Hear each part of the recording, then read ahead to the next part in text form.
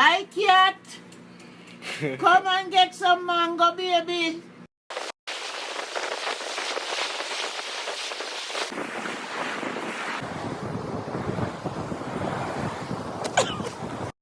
One, two, 1, 2, 3.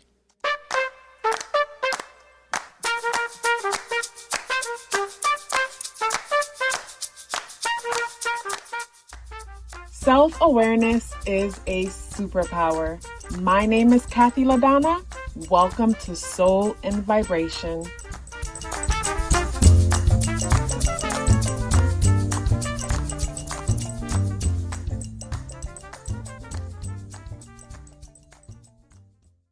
I hope the free thinkers are doing well. And if you're not doing well, I'm happy to remind you that you are the most powerful person that you know.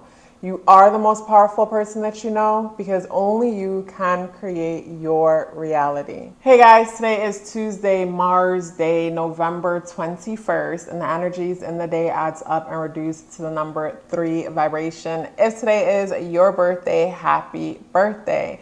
So when it comes to the spirit animal guiding our message, we have the fish energy. And the fish energy. To me, with the fish energy coming up, the fish energy brings me to good luck. It brings me to abundance. It brings me to abundance for the simple fact that in past dreams, every time I would dream about the fish, someone would be pregnant. And of course, a pregnancy is a blessing because it's new life. Well, depending on how the person is seeing it at the moment, I feel like I needed to say that. But with the fish energy showing up as a spirit animal, maybe someone found out today that they're pregnant. Who knows?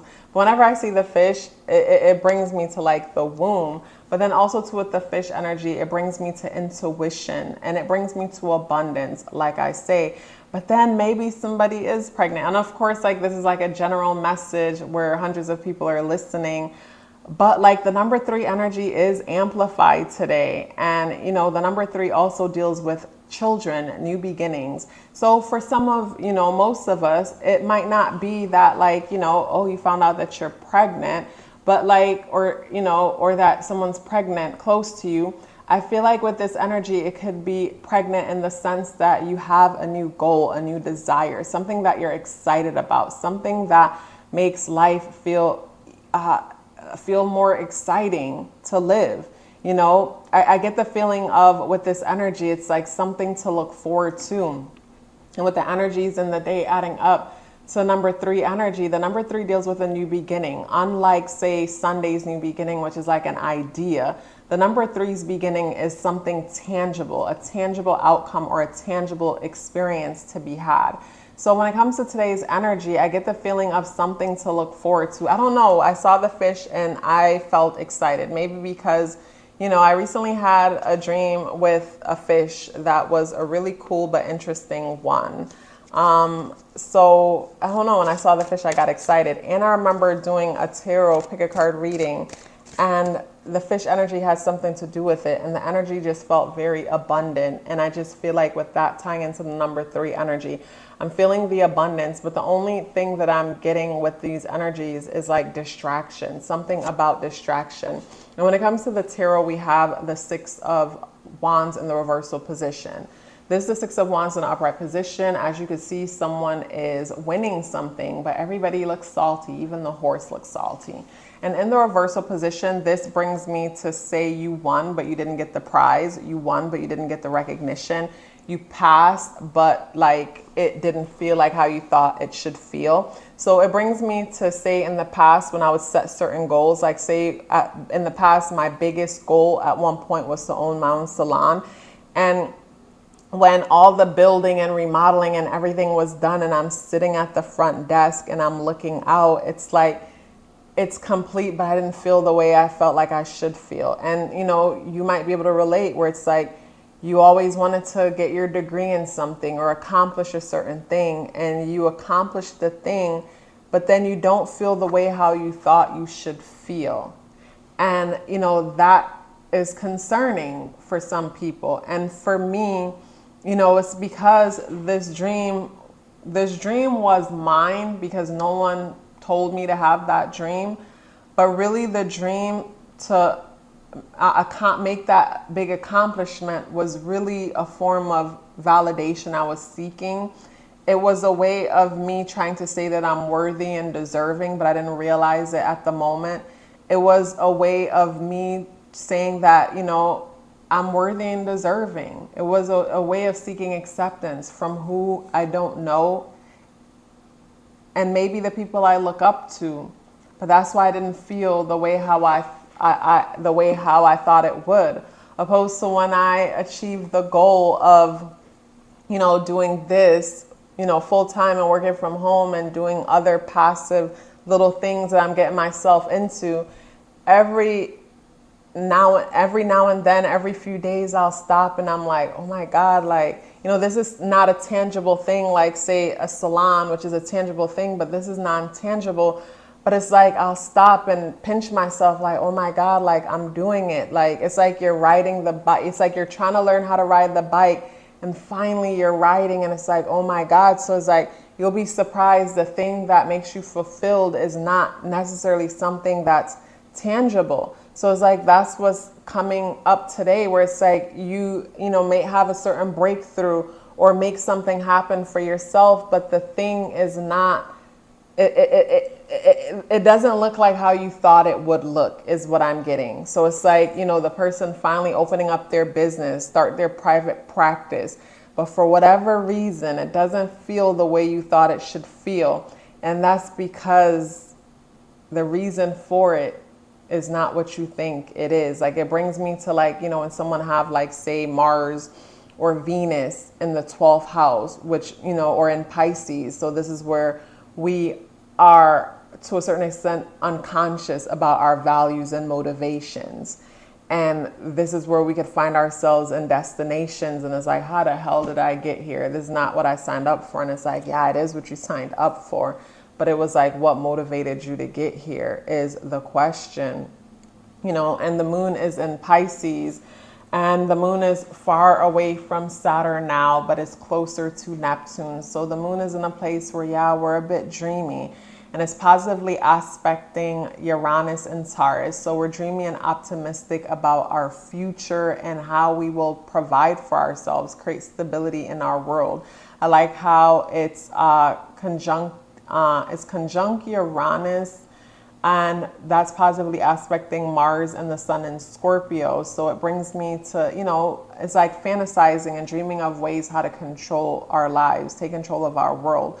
But it's squaring Mercury in Sagittarius. So with the moon, our inner world, our inner conversation, squaring Mercury in Sagittarius, Sagittarius energy for me brings me to a few things. So Sagittarius energy is definitely an energy that deals with diversity. It deals with different communities, different places, exploring adventure, religion or spirituality in a religious sense to me. But more than anything, when I think of Sag energy, I think of like scholastic education.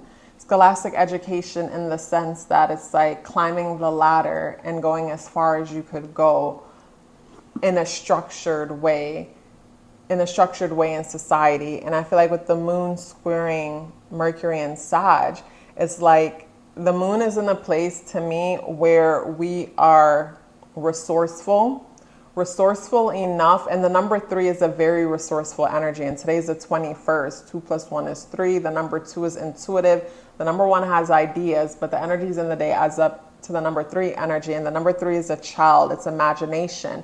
And it is our imagination we use to solve problems. So when a person says that they're not creative, but at the same time they pride themselves in saying that they're practical, to me that's saying that you're a robot.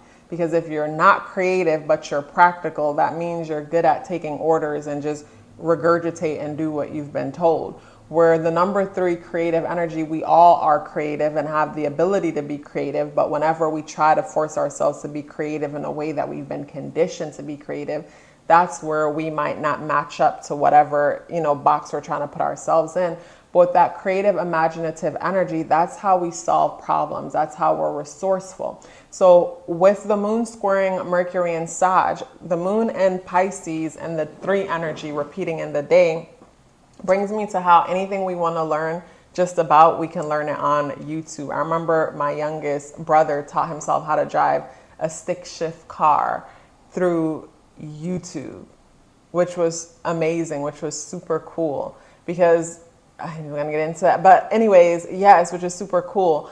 But when it comes to, say, the square to the moon between Sag and Pisces energy, it brings me to say, you know, there's something that you want to learn or want to use to add value to your life, and you can easily access information to learn it, but then you won't have the status or the credential, and that's where the struggle might come in. The status or the credential that comes with pursuing a certain path. Where I think of, like, you know, it's like, oh, I have this salon. It's like the status of saying, like, look at this thing, opposed to going a path that's so unorthodox, like totally untraditional.